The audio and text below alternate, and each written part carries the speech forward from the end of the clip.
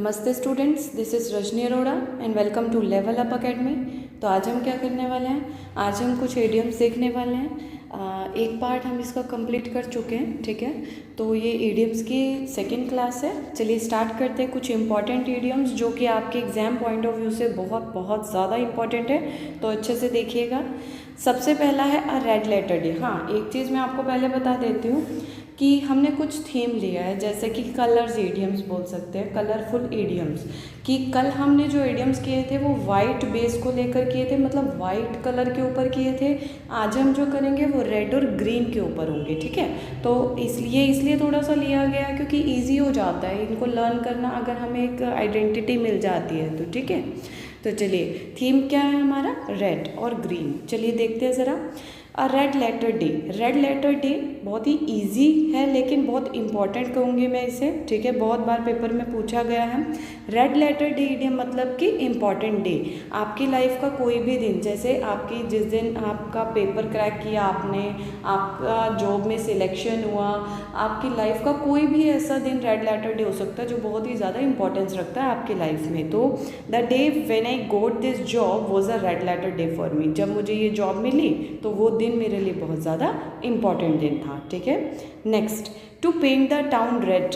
अब paint the town red का शाब्दिक अर्थ अगर हम लिटरल मीनिंग देखते हैं तो इसका मतलब है पूरे टाउन को रेड कलर से पेंट कर देना, लेकिन ऐसा कोई भी शाब्दिक अर्थ इडियम्स के अंदर नहीं होता, इनका हिडन मीनिंग होता है, ठीक है।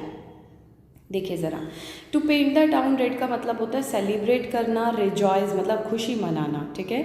After the exam was over, जब एग्जाम्स ओवर ख़त्म हो गए थे, students decided to paint the town red. तो स्टूडेंट्स ने डिसाइड किया वो इन्जॉय करेंगे, पार्टी करेंगे, सेलिब्रेट करेंगे, तो they decided to paint the town red, okay. Next, red alert. Red alert नाम से पता चल रहा है, जैसे ही हमने इसको पढ़ा मतलब warning. Troops were in red alert. Troops मतलब सैनिक, सेना जो थी वो वार्निंग में थी, उनको रेड अलर्ट मतलब सचेत किया गया था, ठीक है। In red ink. Red ink का मतलब होता है डेप्थ में, कर्ज में होना, ठीक है। Mohan was in red ink. Mohan जो है वो कर्ज में था, ठीक है। अब यहाँ पर देखो, रेड जो साइन है वो काफ़ी तरह का होता है, जैसे कि रेड जो है वो लव का रेड साइन, लेकिन रेड साइन लव के साथ साथ डेंजर का भी साइन होता है। तो समटाइम्स अब रेड अलर्ट जो है वो एक डेंजर की सेंस दे रहा है, ठीक है। Next, red carpet welcome. Red carpet welcome का मतलब होता है ग्रैंड वेलकम, बहुत बड़ा वेलकम किया जाना। Actor was given a red carpet welcome. जो एक्टर थे उनको बहुत बड़ा मतलब ग्रैंड वेलकम किया गया, उनका स्वागत किया गया। Red handed. रेड हैंडेड का मतलब होता है court while committing a crime. कोई किसी को मतलब रंगे हाथ पकड़ लेना, that is red handed, okay. Mohan was called red handed by the police. Mohan को जो है पुलिस ने रेड हैंडेड पकड़ लिया, रंगे हाथ, मतलब जब वो क्राइम कर रहा था उसी टाइम, जब वो चोरी कर रहा था, चोरी करते ही दौरान उसे पकड़ लिया, okay. Red tape. Red tape का मतलब होता है एक्सेसिव ऑफिशियल फॉर्मेलिटीज़, मतलब कोई ऐसी प्रोसेस जिसके लिए बहुत ज़्यादा फॉर्मेलिटीज़ हो, डॉक्यूमेंटेशन है, ये है, वो है, तो मतलब उसके लिए बहुत ज़्यादा फॉर्मेलिटीज़ हो, तो वो क्या होता है, red tape. Due to red tape at immigration I miss the flight. इतनी ज़्यादा फॉर्मेलिटीज़ के कारण मेरी फ़्लाइट मिस हो गई, ठीक है। इन द रेड का मतलब होता है लॉस, मतलब लॉस में होना, ठीक है। लॉस में मतलब कि ये आप ये लगा सकते हो कि डेप्थ में, लॉस में होना, ठीक है, नुकसान में होना, that is red, in red, ठीक है।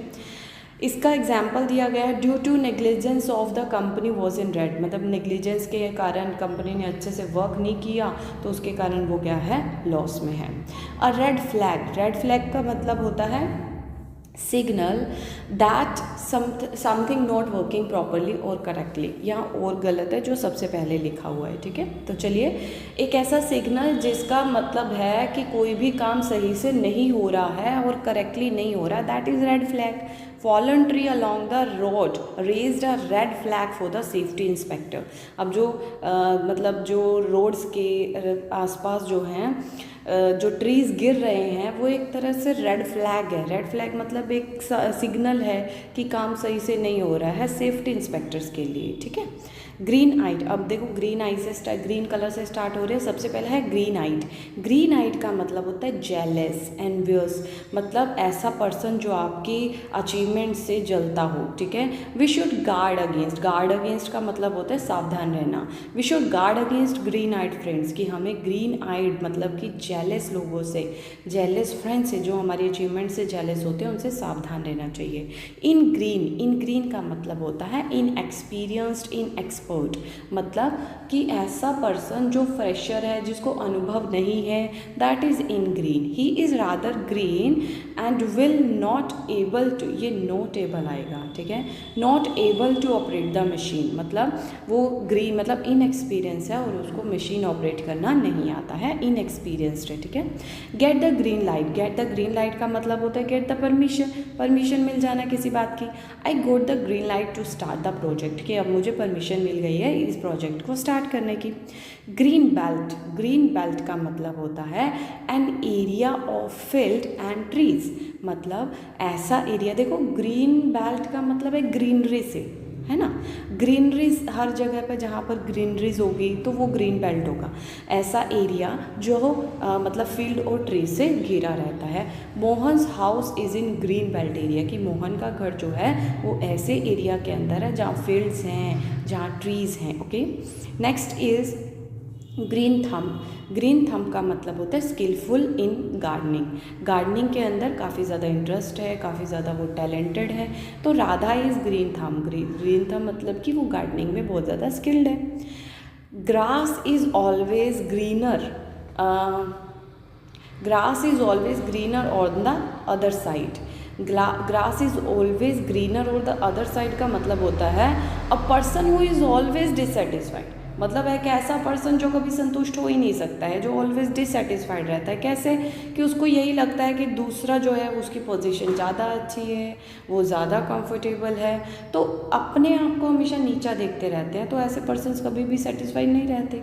One who feels the other people are in more comfortable position than they are, मतलब ऐसे लोग जो ये सोचते हैं कि दूसरे जो हैं वो हमसे ज़्यादा कंफर्टेबल पोजीशन में हैं, that is green is always greener than, grass is always greener than, greener on the other side. Example देखिए, I often think that the grass is greater on the other side, but then starts counting my own blessings immediately, मतलब मुझे ये लगता था, मैं हमेशा यही सोचता था कि जो दूसरा पर्सन है वो ज़्यादा कंफर्टेबल है, उसकी पोजीशन ज़्यादा अच्छी है, तो लेकिन जब मैंने अपनी ब्लेसिंग्स को, उसी समय में मैंने अपनी ब्लेसिंग्स को काउंट करना शुरू कर दिया, तो मुझे चीज़ें रियलाइज़ हो गई, ठीक है। तो ये थे हमारे 15 इडियम्स एंड फ्रेजेस, ठीक है। तो एक बार अच्छे से दोबारा देख लीजिएगा, ठीक है, कोई भी प्रॉब्लम नहीं आएगी, और 15 के 15 इडियम फ्रेजेस आपको इसी वीडियो में लर्न हो जाएंगे, ठीक है। तो चलिए आज के लिए इतना ही, कल आगे कंटिन्यू करेंगे। Thank you so much.